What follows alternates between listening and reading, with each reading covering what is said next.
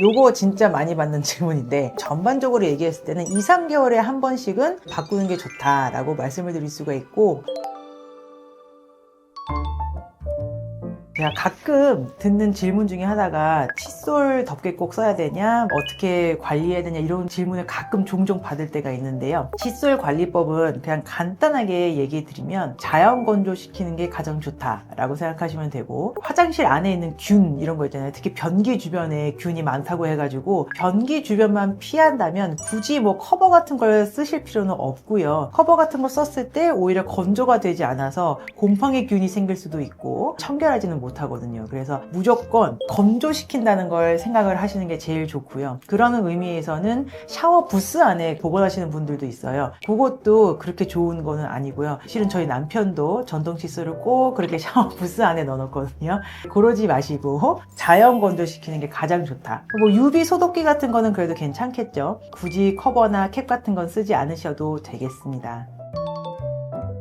이제 양치컵 같은 경우에는요, 이것도 마찬가지로 건조시키는 게 가장 좋아요. 입안에 있는 균이나 이런 것들은 건조된 환경에서는 잘 살아남지를 못하거든요. 금방 죽어요. 그런 환경을 만들어 놔야 깨끗하게 양치컵이나 칫솔을 쓸 수 있다고 생각하시면 되거든요. 그래서 양치컵 같은 경우에도 균이 살아남지 못하게 또는 물때 끼지 않게 건조시키는 게 제일 좋을 것 같고, 제가 예전에 다이소 리뷰편에서 그런 양치컵 얘기도 많이 하고, 또 양치컵 거치대라고 할까요? 이런 것도 얘기를 한 적이 있는데, 그게 다 건조시키는 거를 포커스를 둬서 말씀을 드렸던 거거든요. 그렇게 생각하시면 되고, 깨끗하게 닦는 선 안에서 양치컵 하나로도 사용은 가능하겠지만, 뭐 이왕이면 그래도 뭐 각자 사용하는 것도 하나의 방법일 수도 있어요.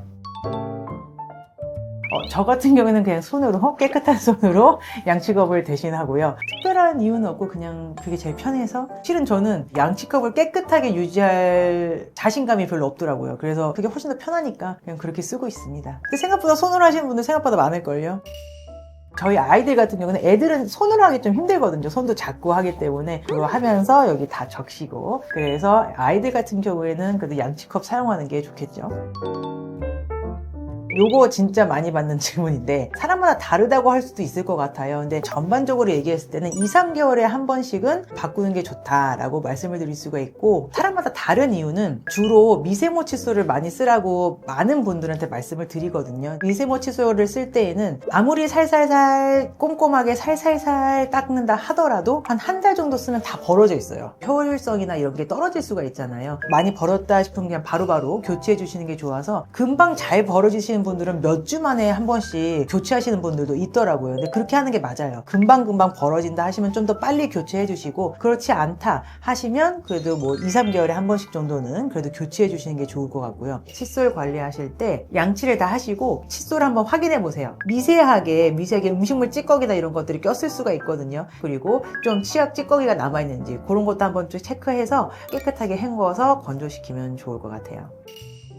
시간 칫솔 같은 경우에도 자세히 보시면 솔이 눌리고 오래돼 보이다 하면은 지체하지 마시고 바로 그냥 버리고 새로운 거 사용하시는 게 좋아요. 오래되고 제대로 잘 닦이지 않는 걸 쓰는 거는 그냥 안 쓰니만 못하다라고 생각을 하시면 되고, 또 한 가지 유의해야 될 부분은 뭐냐면, 교정 유지 장치 있으신 분들이 있거든요. 근데 그런 분들은 다들 아실 거예요. 그 유지 장치 아랫부분으로 치석이 엄청 쌓이거든요. 그래서 그런 분들 같은 경우에는 태워서 양치를 하신다든지, 아니면 아예 그 부분용 칫솔을 따로 쓰시는 것도 좋아요. 작은 사이즈 칫솔이 있거든요. 예전에 다이소 편에서도 한번 말씀드린 적이 있는데, 작은 칫솔인데 교정하시는 분들 또는 맨 뒤에 사랑니나 이런 치아가 잘 안 닦이는 부위들을 위해서 디자인된 칫솔이거든요. 그것들이 그런 거 사용하시면 되고, 그것도 마찬가지로 보관하실 때에는 칫솔처럼 똑같이 자연 건조시켜서 건조한 상태를 유지하시는 게 제일 좋아요.